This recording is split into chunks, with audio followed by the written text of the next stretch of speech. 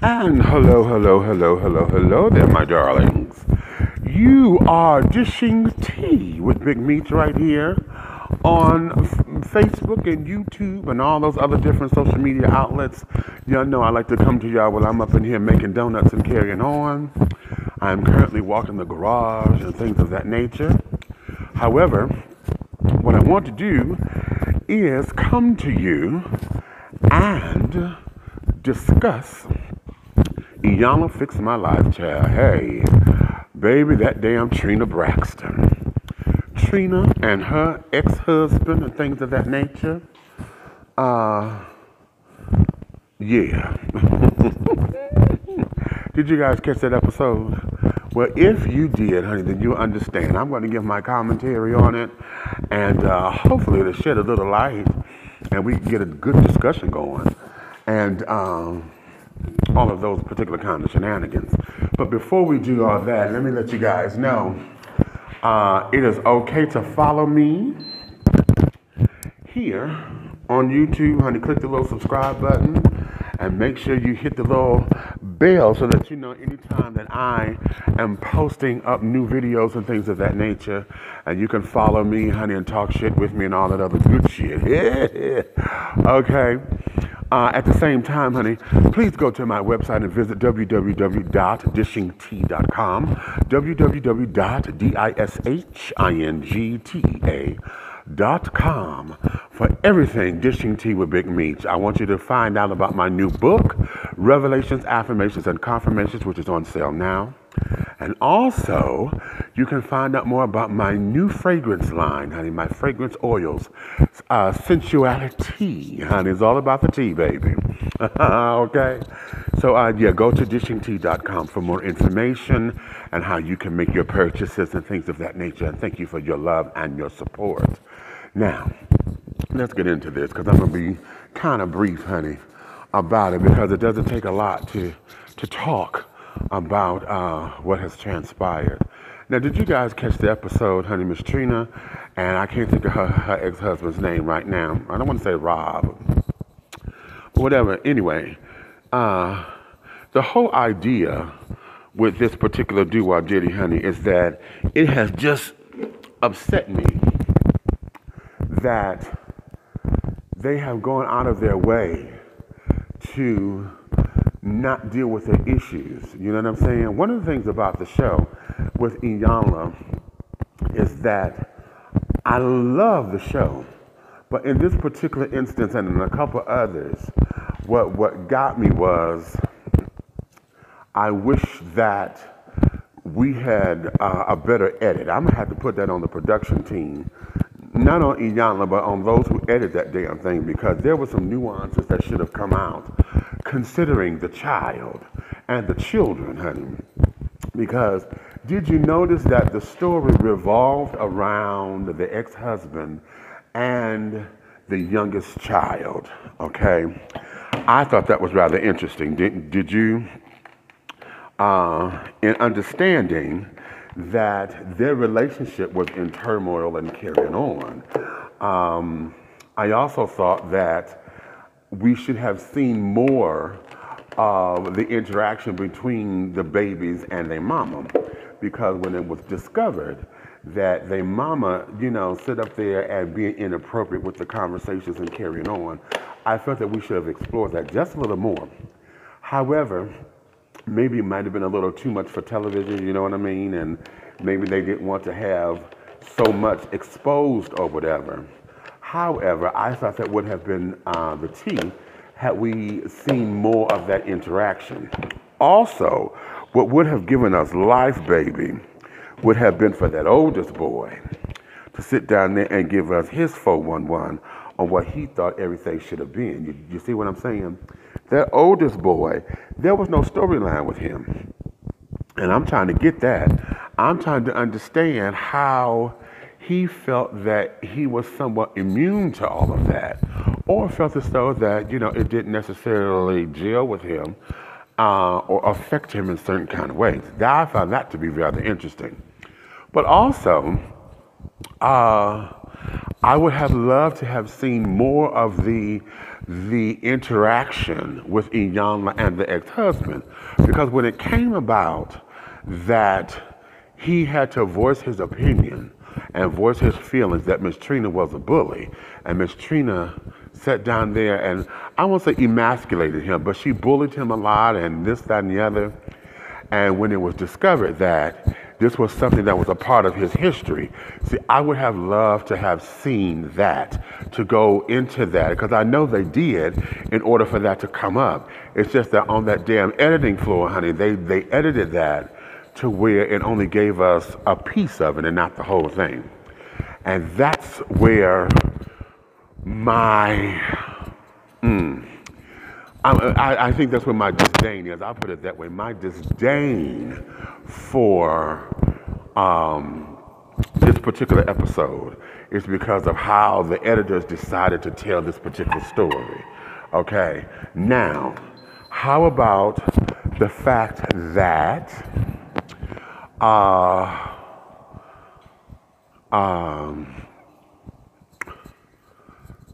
Trina said out there and had a revelation that her mom was the one who taught her, how to be this bully and carrying on. I'm curious to find out what that's all about.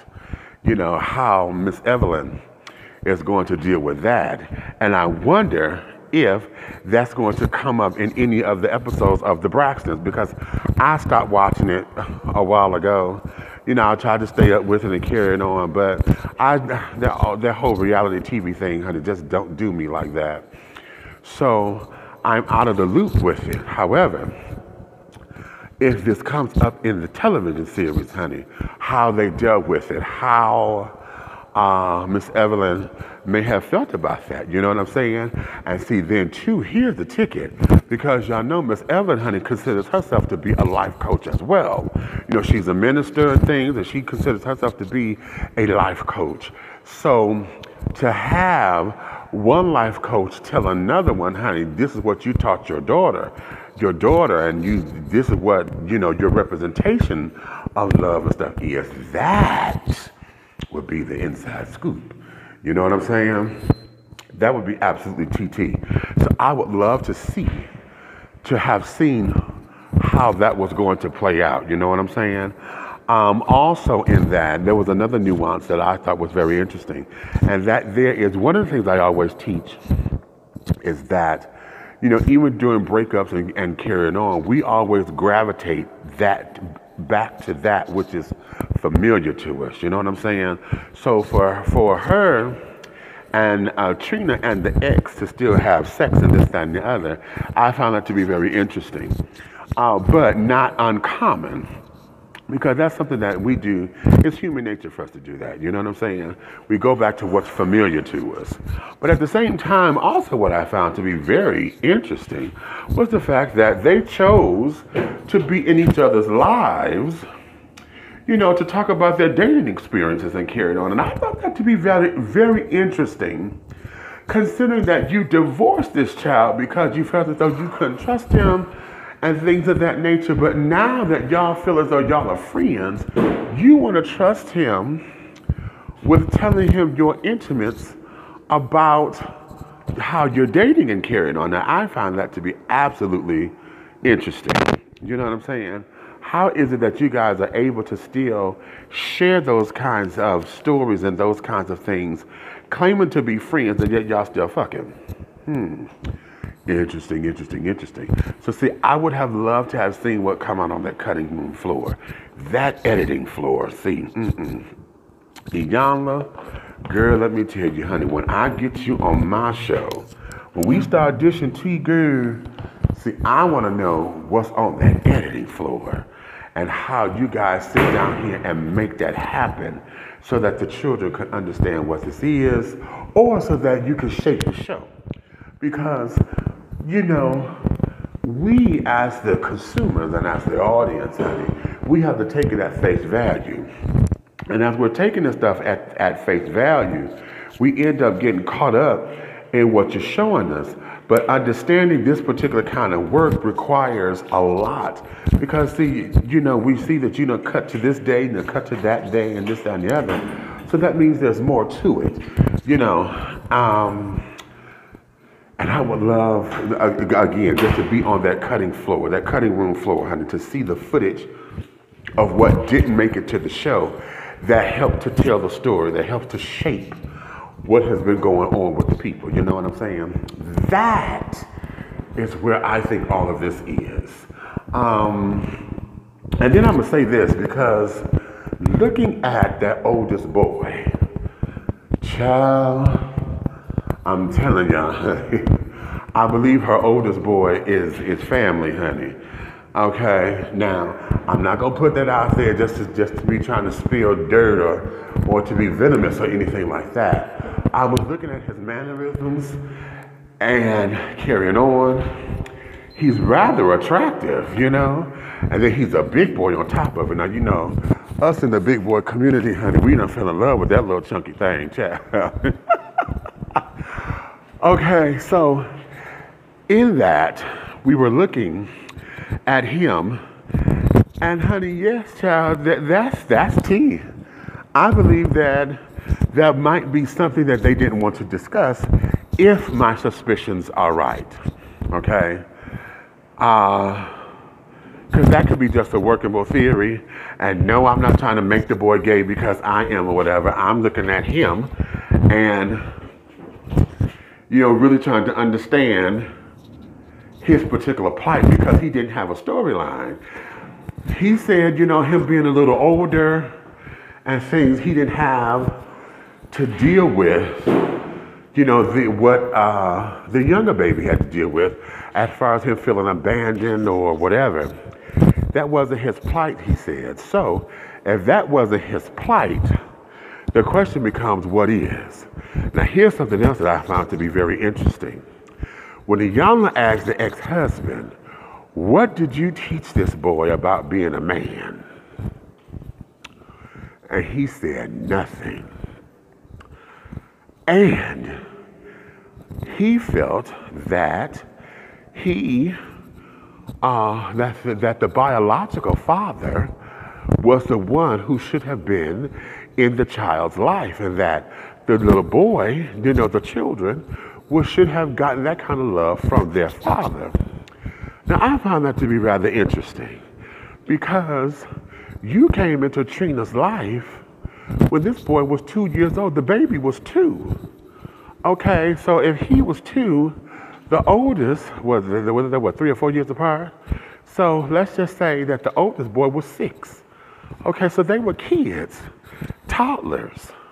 Okay, when you came into their world, so how is it that you come into their world still expecting their biological father to be a part of the situation when you accepted them as yours because you married their mama? Now see, that is something that I know Iyanla hit on because she's too intelligent of a woman not to, because that there became an issue. He was the one to bring that up, to say that, oh, his dad should have been the one to do X, Y, and Z. You know what I'm saying?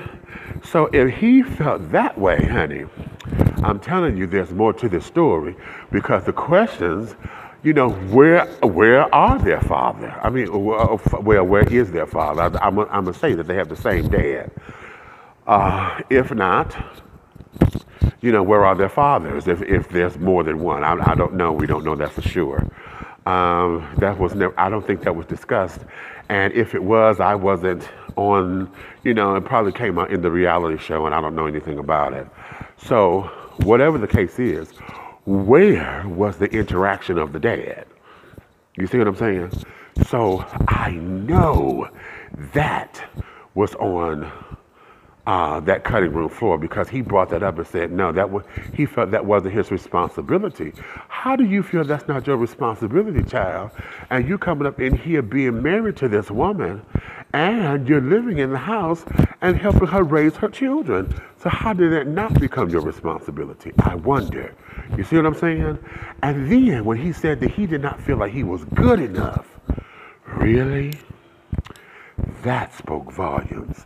Because what was it? Was it because of the celebrity? Was it because, is it because he felt that maybe he bit off more than he could chew? Did he see Trina as his upgrade and his come up or whatever? And he got caught up in the world that he didn't understand? What was that? You understand? That's what my thing is, because I'm like, ooh, that's rich. That's real rich. And then here's the other thing. What was it that kept him out there in the streets? You know, because you felt like you had to go and continue to cheat on this girl and carry it on. So what was it that made you feel inadequate? Was it the fact that you wasn't getting enough sex at home? Was it the fact that you were competing with the world because they have celebrity?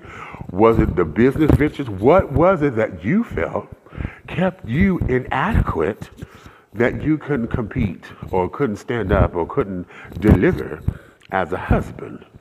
But yet now that y'all divorced, it sounds as if y'all fucking more as divorced children than you did when you were together. That's just an observation. I don't know if that's true or not. I'm just speaking, okay? So very, very, very, very interesting. You understand? Very interesting. So what are your thoughts about Miss Trina Braxton and her ex-husband and the children in dealing with this Iyanla Fix My Life episode? Huh? Put your comments down there below and let's talk about it. Let's dish this tea. Celestial seasonings, if you will. And let's see what's happening, because, yeah, I'm telling y'all, honey, there's some shit on that cutting room floor that we wasn't privy to that didn't make it onto the show because they wanted to focus on the husband or the ex-husband and the youngest son. And see, even then, there were still some things that I think didn't come out. No, it came out. I think it just landed on the cutting room floor with those children, because that baby stood up there and said, I never trusted him because of how he treated my mother. And see, those are strong words, darling. That's very, very strong. And that's very, very, very, very forthcoming as to what is going on with that relationship. Because if you never trusted him, honey, then what does that mean? Did you play the "you not my daddy" card one time too many? You know what I mean? You know how kids get, honey. You ain't my daddy, you can't tell me what to do kind of jazz. And then if you never liked them, then that was easier to say. You know, and then, like Iyanla said to Trina, okay, Miss Thing, how come you not running your house? Bitch, this is partly your fault. You know, what's up with that? Because how are you as a mother not understanding or not knowing that your children are in such a state? You're not having conversation with them. And then the conversations that you are having are inappropriate conversations. How the hell your children know how your dick treating you? What?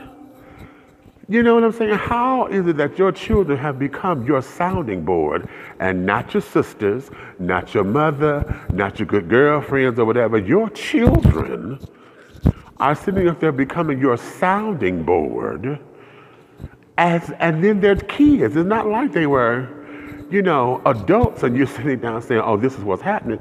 They're growing up to all of this. So this is what fed or was feeding into his disdain for the dude. So that's very interesting. So I'm going to leave it right there. And you guys tell me your thoughts and what your concerns were about this particular episode. And let's get this discussion popping. On and popping, darling. Bring your crumpets, babies. Because this is a lot of tea. Okay, this is a lot of tea. So let's do this. And on that note, darling, always remember, honey, everything that I do will move forward. So, honey, if you love me, tell a friend. If you hate me, tell an enemy. But always, always, always, honey, again, follow me at dishingtea.com. That's the website. Follow me here. Go to all my social medias and carry on. I'm Big Meech on Facebook. Big Meech 1 on Twitter, Big Meech 7109 on Instagram. You'll find all of that in the comments and carry it on. But just follow me and click the subscribe button. And let's get this thing going, okay? So with that, honey, thank y'all for helping me do my rounds. And we'll go from there. So I'll talk with you in a minute, sugar. Tea time.